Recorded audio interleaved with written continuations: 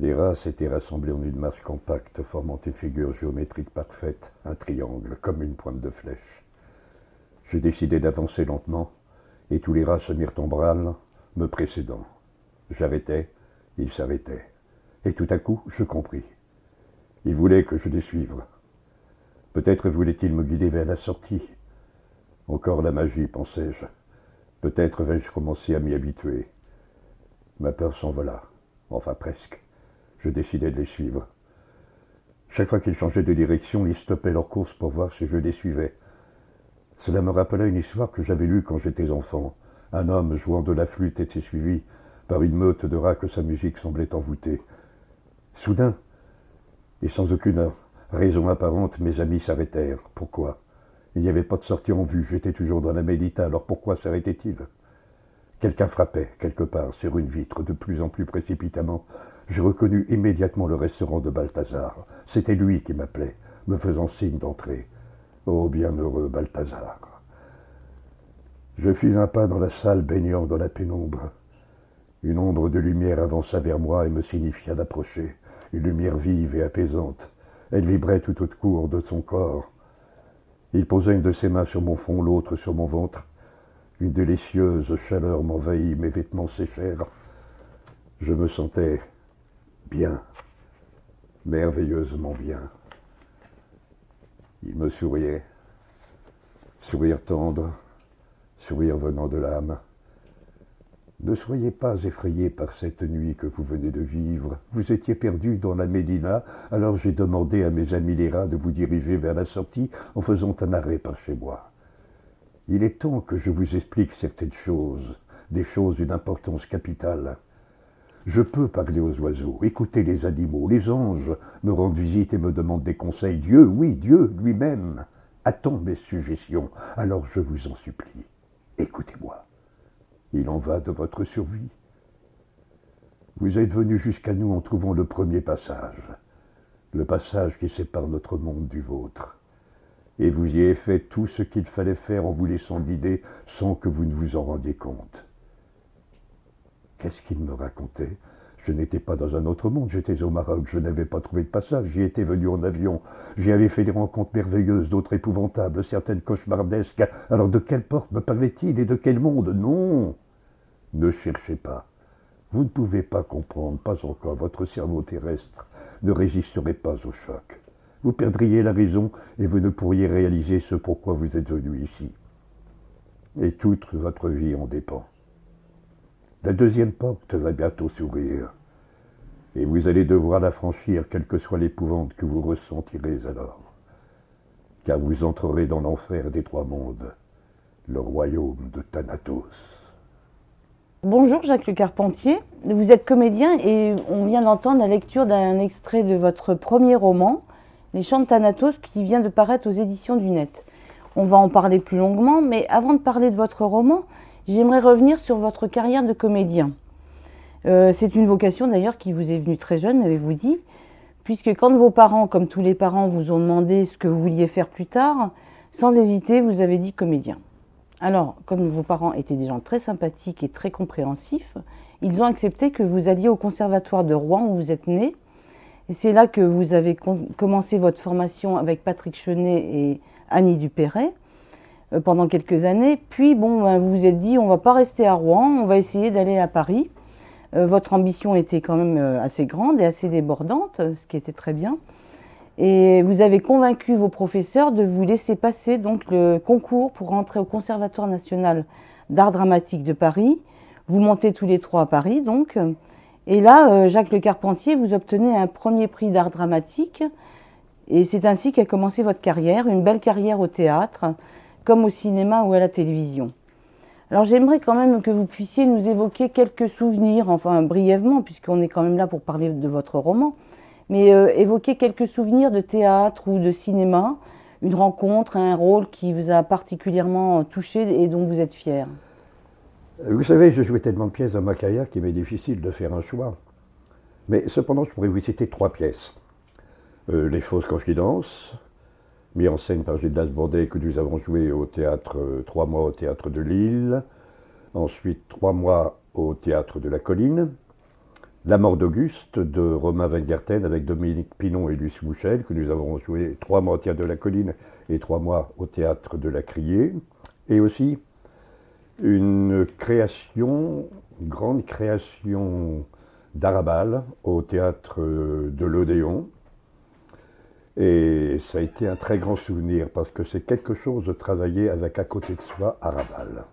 C'était le bréviaire d'amour d'un haltérophile, me semble-t-il. C'était le bréviaire d'amour d'un haltérophile, exactement. Et au cinéma, le rôle qui m'a le plus marqué, c'est, je crois, le Roselyne et les lions, le film de Jean-Jacques Benex, non pas essentiellement par le tournage, mais plutôt par les répétitions qui sont passées avant. C'est-à-dire que j'ai été obligé d'aller 3 fois par semaine pendant 2 mois en cage avec les fauves, sous la protection bien sûr de Thierry Leportier, qui est l'un des plus grands dresseurs de fauves d'Europe. Et puis, évidemment, il est impossible de ne pas me souvenir de mon premier feuilleton que j'ai fait à la télévision, qui était La Dame de Montsoreau, réalisé par Yannick Andréhy. Les grands feuilletons de l'époque. Oui, les grands feuilletons de l'époque, oui. Et puis aussi L'Enfant des loups, le dernier grand feuilleton que j'ai pu tourner. Ah oui, L'Enfant des loups est un film, enfin un feuilleton que beaucoup de personnes recherchent d'ailleurs, parce que tout le monde, semble-t-il, était marqué par votre rôle de Romulf. Le rôle de Romulf, j'ai vu ça, exactement. Oui. Bien, bah écoutez, nous allons maintenant revenir à votre roman, puisque nous sommes ici pour parler quand même de littérature, et donc vous venez d'écrire un premier roman. Alors je voulais savoir, en tant que comédien, pourquoi vous êtes-vous tourné vers l'écriture aujourd'hui? Est-ce par plaisir simplement? Ou est-ce que c'était vraiment une nécessité? Non, par plaisir. Alors quand on voit la grosseur de votre roman, hein, l'importance, quand même 666 pages, il ne faut pas oublier. Le chiffre du diable. Oui, tout à fait. Alors est-ce que... Enfin, c'est facile de s'installer à une table pour écrire un livre aussi foisonnant. Qu'est-ce qui vous a porté? Comment ça vous est venu et comment vous écrivez à ce moment-là? J'écris essentiellement la nuit. Et c'est venu un jour, je rentrais sur Paris en voiture, je me s'arrête sur un parking, et tout au fond de la vallée, j'aperçois Paris, avec ses milliers de lumières. J'écoutais en même temps le Requiem de Forêt dans la voiture, et tout d'un coup, je commençais à m'assoupir, et j'ai entendu une voix de femme, qui m'a parlé, qui m'a donné les premières lignes du texte. Je me suis précipité sur un cahier, et j'ai noté ce texte. Et j'ai continué, et ainsi de suite, c'est venu comme ça tous les matins, je me mettais à mon bureau et j'écrivais avec la voix qui venait. Ensuite, j'ai travaillé pendant plusieurs années pour le mettre en forme, etc. quoi. Jacques Le Carpentier, votre roman Les Chants de Thanatos s'intéresse au combat d'une femme. Bon, cette femme, elle est vraiment prête à tout pour récupérer ce qu'elle a perdu. J'ai trouvé assez étonnant quand même qu'un homme qui écrit son premier roman parle d'une femme, parle à la première personne plutôt que de parler à la troisième personne. Et ça m'intéressait de savoir pourquoi vous, en tant qu'homme, eh bien, vous avez voulu vraiment parler par le je au lieu du il ou elle. C'était pratiquement une évidence pour moi. J'ai toujours regretté de ne pas être né femme. C'est pas toujours si facile que ça, je vous préviens. C'était l'occasion pour moi d'être dans la peau d'une femme et d'essayer de vivre ce qu'elle pouvait ressentir dans certaines occasions. Et puis j'ai pu constater que les femmes étaient beaucoup plus courageuses et volontaires que les hommes. Vous avez voulu leur rendre hommage en quelque sorte. Voilà, tout à fait. Avec ce roman, bon, admettons qu'il y ait un message dans ce roman, parce que bon, on ne fait pas forcément des romans pour donner un message au public. Quel serait ce message que vous voulez laisser passer au lecteur? Non, je n'ai pas vraiment pensé à faire passer un message, mais j'ai des thématiques qui me sont chères, comme la solidarité, la résistance au mal, la compassion des êtres envers les autres, et puis l'amour. Enfin, l'amour. Alors, Jacques Le Carpentier, nous allons maintenant revenir au sujet de votre roman. Bon, comme je l'ai dit tout à l'heure, donc vous vous intéressez au combat d'une femme, Dolores Do, qui est votre héroïne. Finalement, au départ, elle a tout pour être heureuse. C'est une jeune femme qui est riche, qui est belle. Vous la décrivez comme une top modèle. Donc normalement, elle n'a aucun souci dans la vie. Mais alors elle est plutôt même insouciante, mais alors elle va devoir faire face à des épreuves totalement inattendues et vraiment qui vont la transformer. Est-ce que vous avez voulu en faire de votre roman finalement un voyage initiatique? On retrouve chez vous tout de même, tout le long de ce livre, le thème du passage, de la porte qu'il faut ouvrir, c'est vraiment symbolique. Est-ce qu'il y a aussi des personnages autour de Do, moi que personnellement j'ai aimé énormément, au Maroc, Mamouna, qui est une vieille femme, et puis Balthazar aussi, qui est un sage, qui vont l'aider avec les pouvoirs qu'ils ont en eux, qui vont l'aider à grandir et à évoluer et à avancer dans son combat. Ben, vous savez, déjà, la vie n'est pas toute rose. Les épreuves se présentent à vous sans cri ni gare et parfois il faut savoir avoir les outils pour les traverser et les dépasser. Mon héroïne Do n'était pas forcément équipée au départ, mais elle était courageuse et sensible. Et on a besoin certainement d'épreuves pour grandir, et aussi besoin des autres. Et de plus, il faut savoir voyager en soi avant d'aller à la rencontre des autres et de pouvoir leur donner. Et puis, comment dirais-je, je suis très intéressé par les rites d'initiation qui existent dans différentes cultures et dans des sociétés dites secrètes.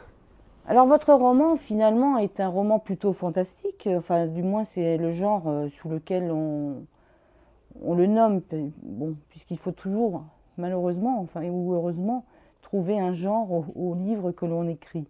Mais c'est quand même un mélange puisqu'il y a du thriller dedans. C'est un livre aussi qui est érotique parfois, qui a de l'humour.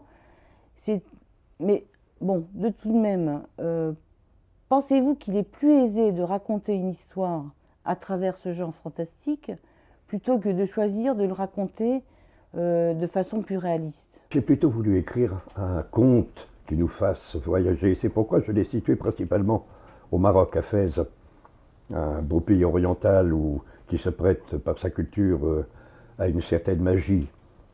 Je l'ai placé dans des villes très, très chargées en force, comme Jérusalem, et dans une capitale que les gens du monde entier rêvent de venir visiter, Paris. Et pourquoi donc les mondes parallèles vous intéressent autant? Il était important que mon personnage passe par des mondes parallèles qui ressemblent beaucoup à notre monde. Donc en fait, ce sont plutôt des mondes. Oui, voilà, plutôt des mondes. Dans votre livre, il y a la beauté, mais il y a aussi toute la cruauté du monde. Alors Jacques Le Carpentier, finalement, donc vous êtes non seulement un écrivain, mais vous êtes également aussi un lecteur. Vous m'avez dit que vous aimiez beaucoup lire. J'aimerais savoir quel lecteur vous êtes, quel type de lecteur vous êtes, ce que vous aimez lire, et ce que ça peut vous procurer la lecture. Mais la lecture est toujours un moment privilégié qui permet de nous échapper en solitaire à la rencontre d'une multitude de personnages et de situations que l'on ne connaîtrait jamais dans le réel. Et puis c'est aussi un espace de liberté où je peux donner libre cours à mon imagination, comme lorsque je me mets à écrire. Non, j'ai toujours du mal à quitter un livre quand il m'a passionné.